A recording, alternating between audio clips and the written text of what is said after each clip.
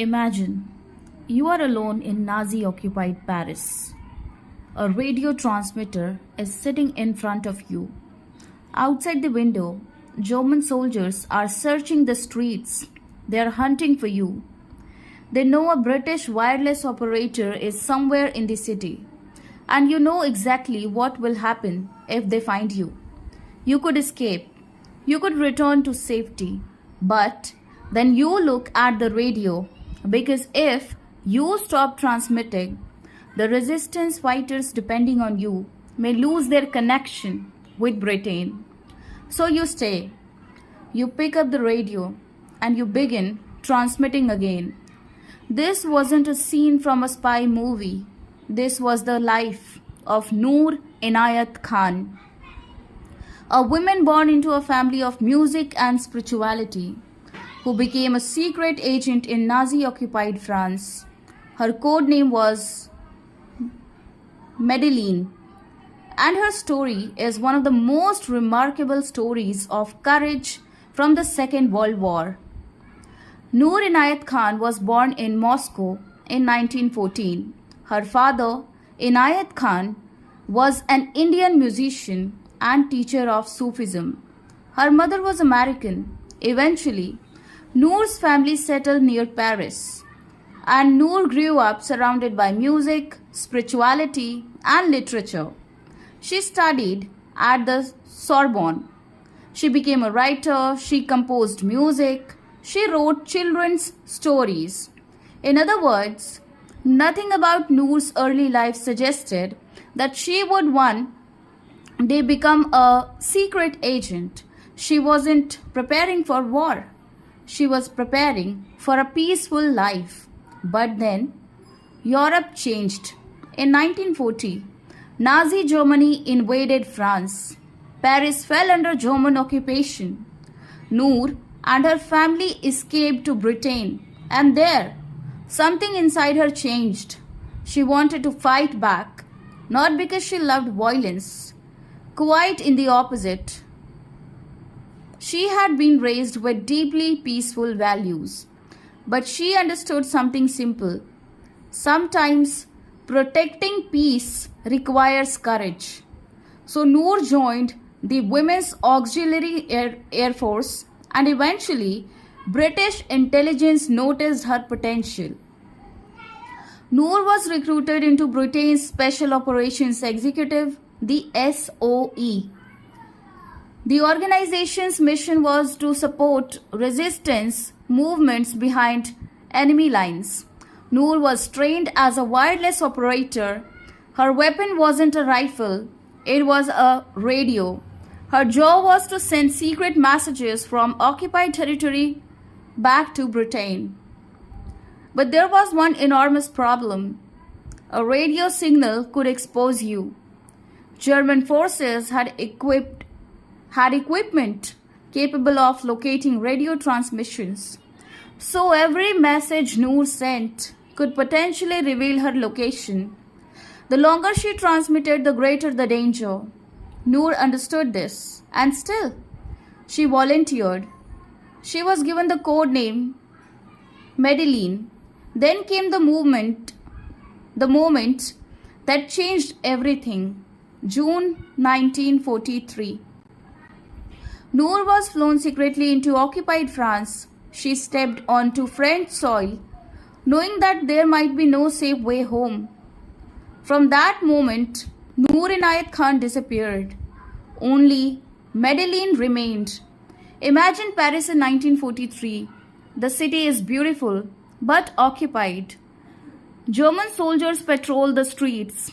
Resistance fighters communicate secretly. Every stranger could be an informant. Every knock at the door could mean arrest.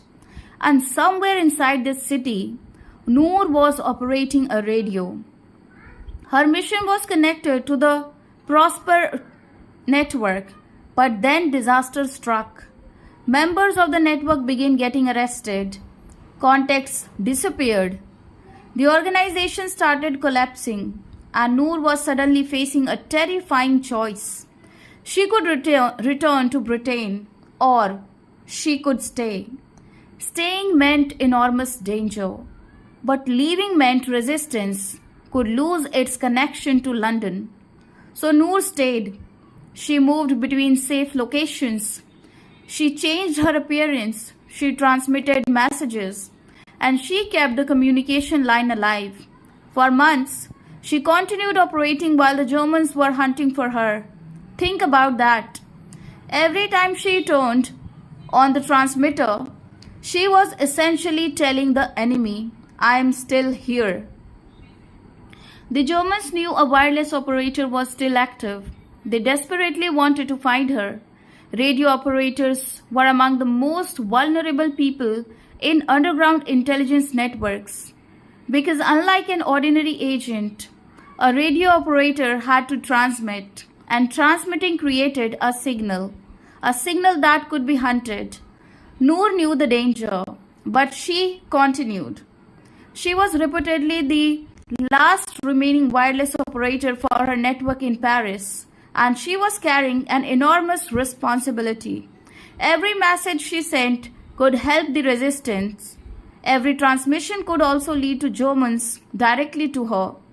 It was a deadly game, and eventually, the Germans got closer, much closer. October 1943, Noor had betrayed. The exact circumstances surrounding her betrayal have been debated, but she was captured by the Gestapo in Paris. Suddenly, the woman who had spent months hiding was a prisoner. The Germans wanted information, names, locations, contacts, codes. They wanted to know everything about the resistance. But Noor refused to give them what they wanted. She was interrogated, she was imprisoned, but she didn't simply surrender.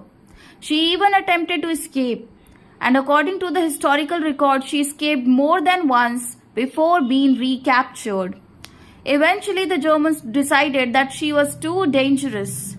She was sent to Germany, first to Perforozem prison. There she was held in isolation and shackled.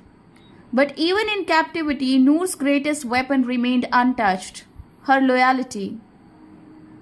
September 1944. The war was moving toward its end, but Noor's story was approaching its final chapter. She was taken from prison along with 3 other female agents. They were transported to Dachau concentration camp.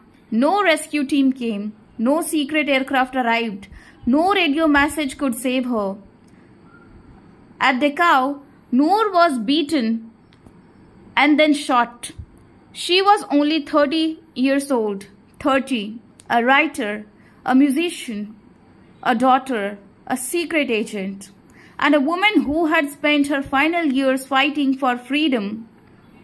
But there is something extraordinary about the story. According to the historical records, despite interrogation and torture, Noor refused to provide the information her captors wanted. She protected her comrades until the end. There is one word forever associated with Noor Inayat Khan. One word that represents everything she stood for. Liberate. Freedom. It is reported to have been her final words. Think about that. She was standing in one of the darkest places created by Nazi Germany. She had been imprisoned, tortured, separated from her family, and yet the last associated with her story was freedom. Not revenge, not hatred, freedom. After the war, Noor's courage was officially recognized. France awarded her the Croix de Guerre. Britain awarded her the George Cross posthumously. Today, memorials remember her in Britain. Her story has survived because Noor represents something much bigger than espionage. She reminds us that courage doesn't always look powerful. Sometimes, courage looks like a young woman carrying a radio through the streets of occupied Paris. Sometimes courage means staying when everyone else tells you to leave. Sometimes the strongest weapon isn't a gun, it's the decision not to betray the people who trust you. Noor Inayat Khan could have lived a completely different life. She could have remained a writer, she could have remained a musician, she could have chosen safety. Instead, she chose service. She entered occupied France knowing that capture could mean death. She continued transmitting when the Germans were hunting her. She attempted to escape. And when finally captured, she refused to give up the people she had sworn to protect. She wasn't a conventional soldier. She never commanded any army. She never stood on a battlefield. Her battlefield was hidden. Her weapon was a radio.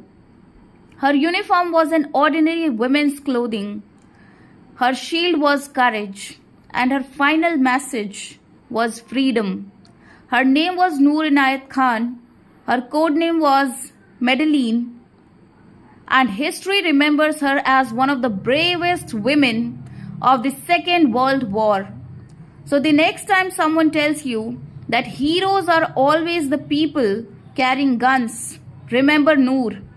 Because sometimes the bravest person in the room is the one who has nothing but courage. Noor Inayat Khan, the spy princess, the woman who chose freedom, even when freedom came at the ultimate price. Jai Hind, Jai Bharat.